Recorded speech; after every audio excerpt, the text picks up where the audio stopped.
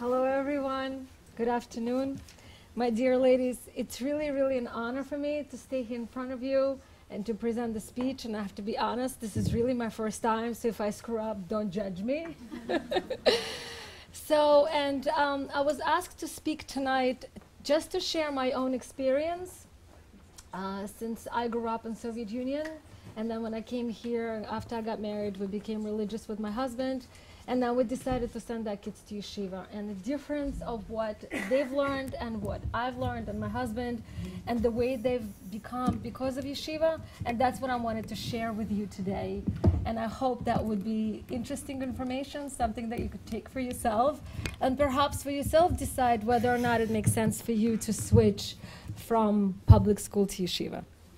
This is like in my face. Can you just look move it a little bit? Thank you so much.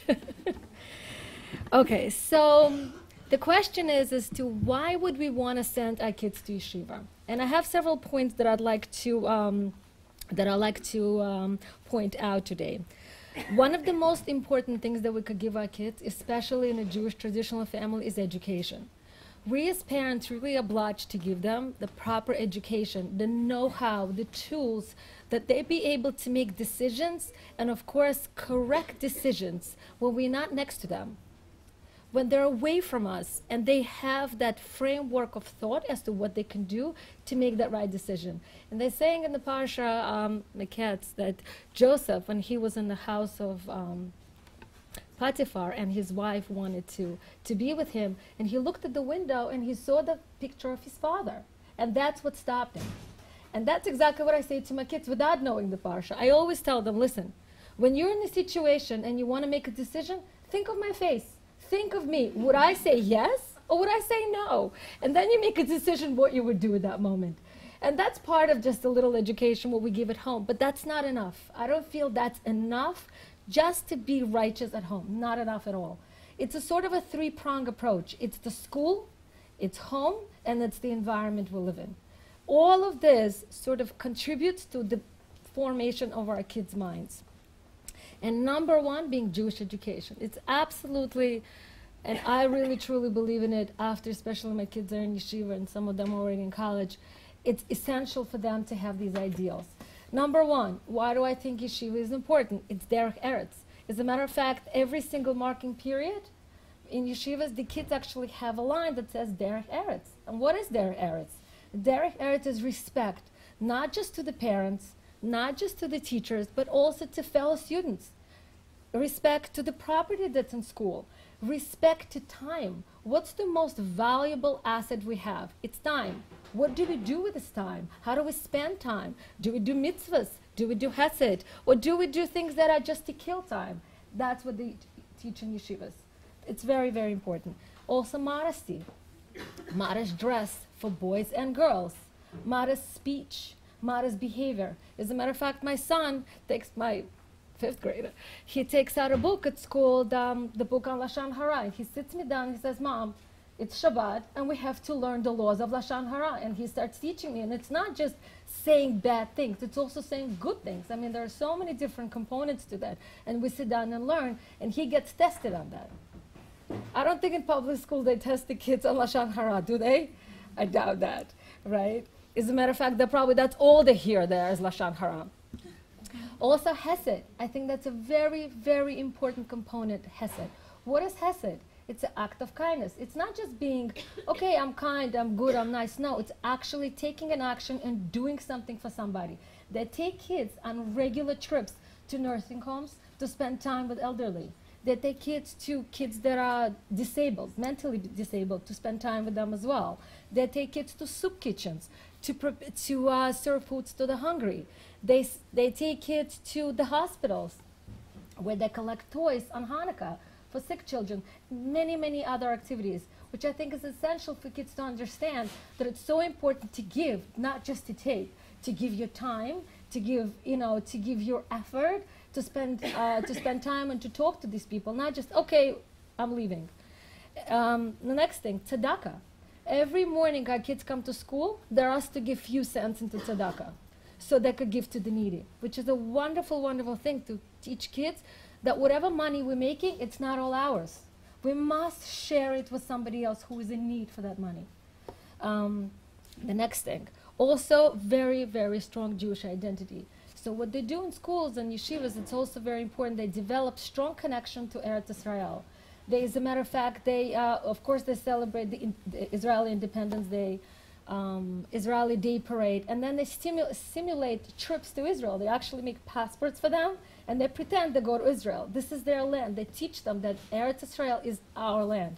It belongs to us. That's where our ancestors lived, and it belongs to us. And any time we go there, we should feel like home. This is our home. That's what's fostered in yeshiva as well.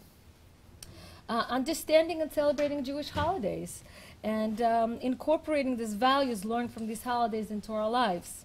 Siddur and Chumashim plays, which is really one of my favorites. It's such a wonderful thing that first graders, they sing the songs from the Siddur, and they each given the Siddur book with their names on it. They don't have Christmas plays. They don't have Halloween plays.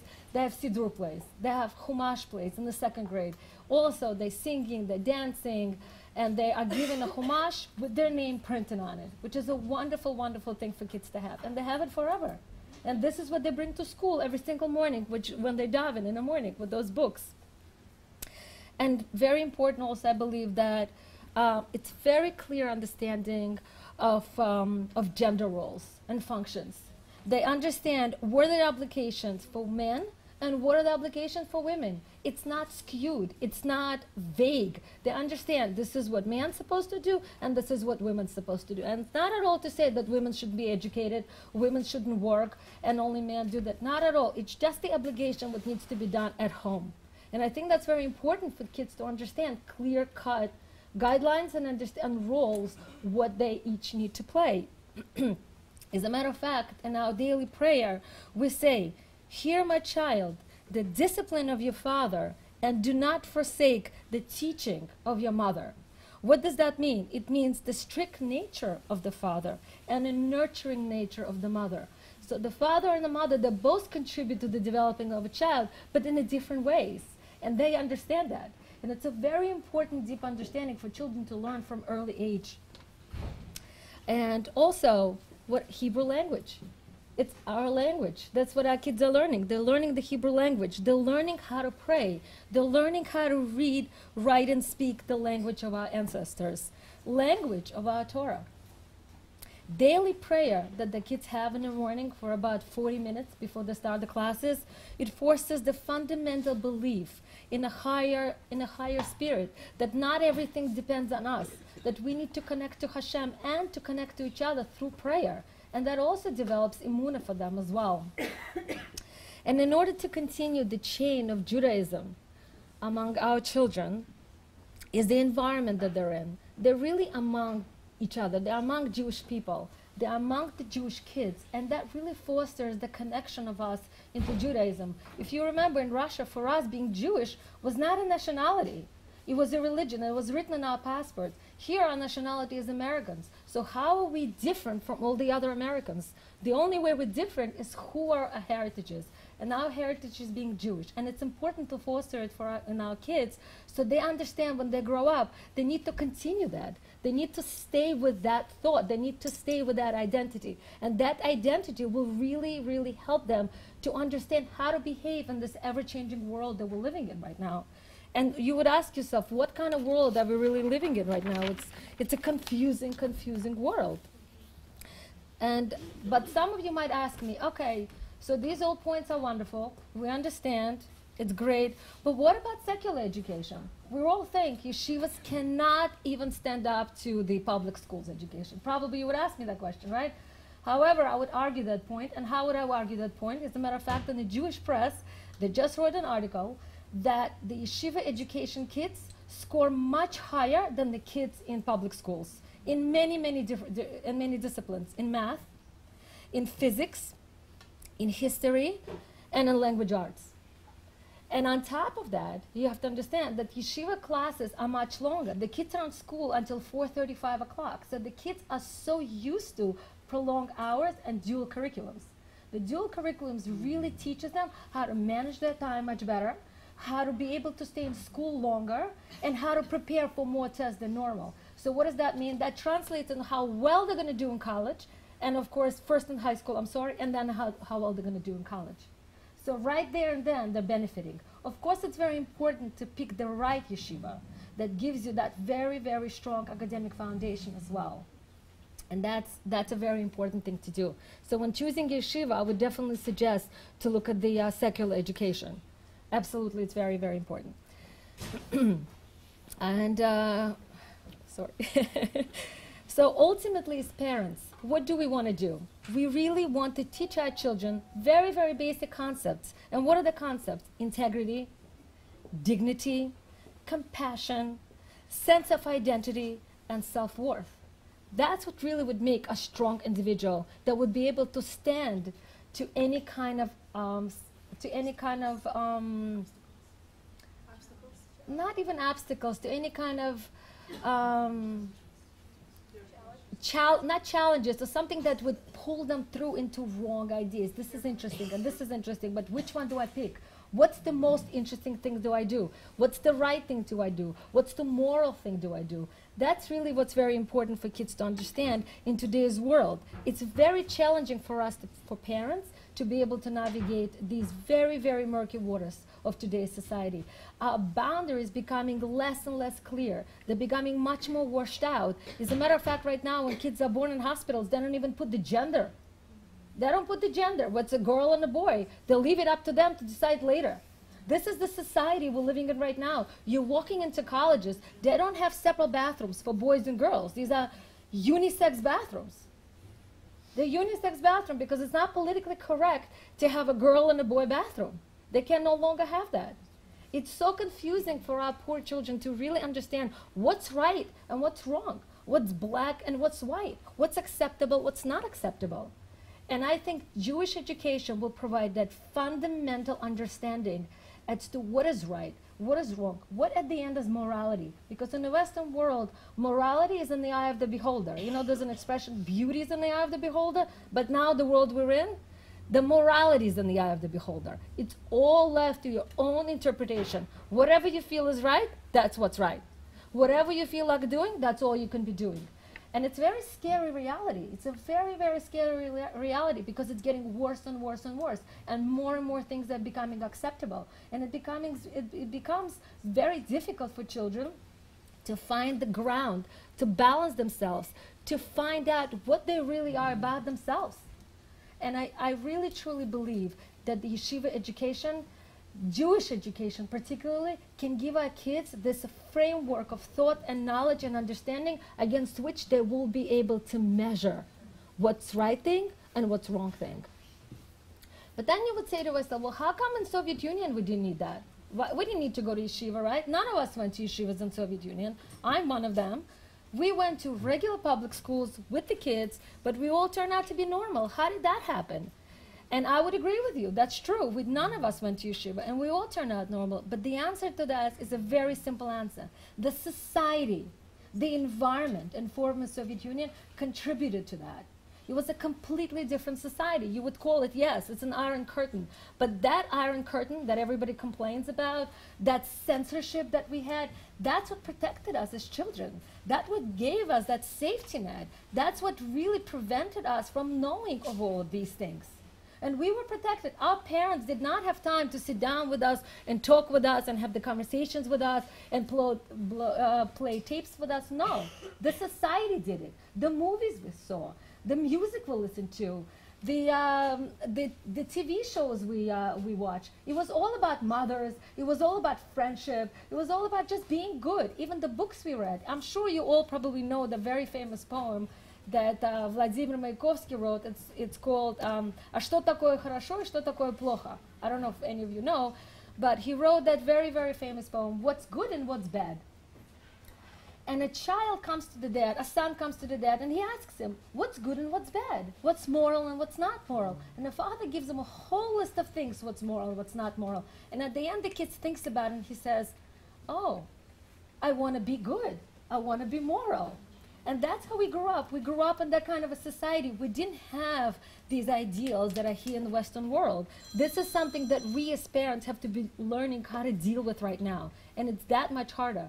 And it's impossible. It really is impossible for us as parents just to do it on our own. It's impossible against the societal pressure that we're living in, against what they see, the images they see on social media, on TV, billboards. Even every billboard that you're looking at will give you the wrong messages, the subliminal messages that drive the people towards illicit affairs, depression, anxiety, just overall complete confusion, substance abuse, and many, many other horrible things. It's the environment that constantly puts pressure on us to be somebody that we're not, to get as many likes that we should get, maybe for something that we didn't even do, or not to get it, or being bullied even on social media. All of that puts additional pressure on our children. And if they do not have that strong foundation, the know-how of how to withstand that pressure, what would happen to them?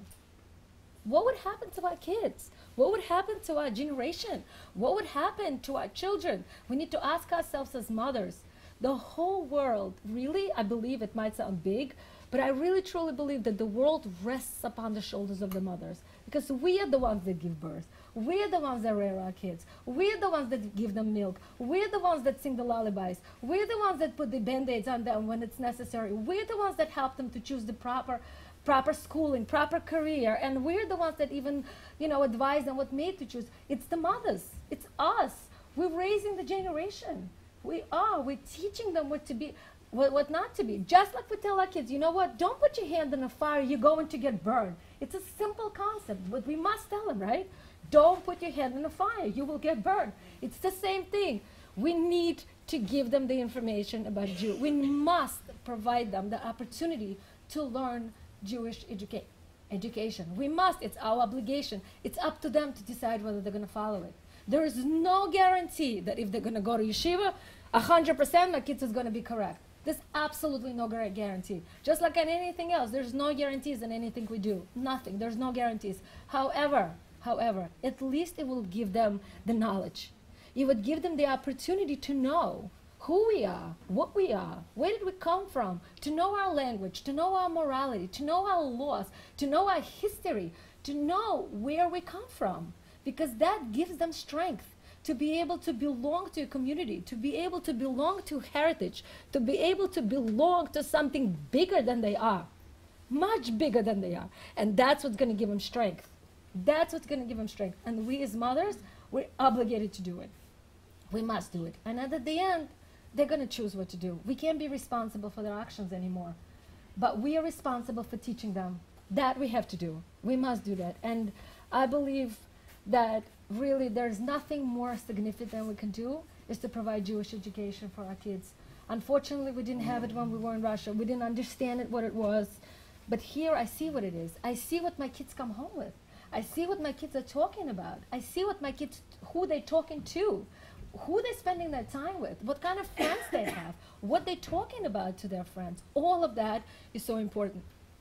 And it's fundamental for them to be in that environment, at least in the early ages of their lives, at least in elementary and middle school, so they could have that foundation. They have a strong foundation, a strong ground where they can balance themselves and not get lost, not fall and see, who am I? Where do I come from? Where do I belong?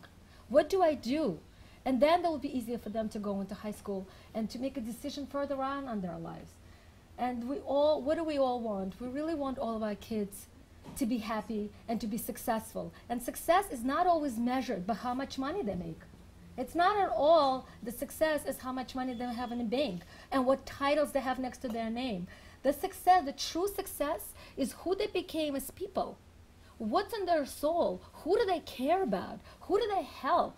Do they really care to help? Do they really care to take care of their own kids? What kind of family they created? This is what success is.